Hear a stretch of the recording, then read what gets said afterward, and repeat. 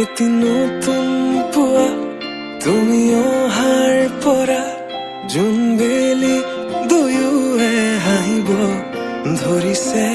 পোহৰ আহিছে বুলি খোলো মই খিৰিকী, বেলি নহয় চুনেয়া তোমাৰ আগমনি। যদি কবি হওঁ মই কবিতাৰ ছন্দ, তুমি হবানে বগা কাগজ কলমৰ লিখনি, উদ্দেশ্য তুমি হবানে?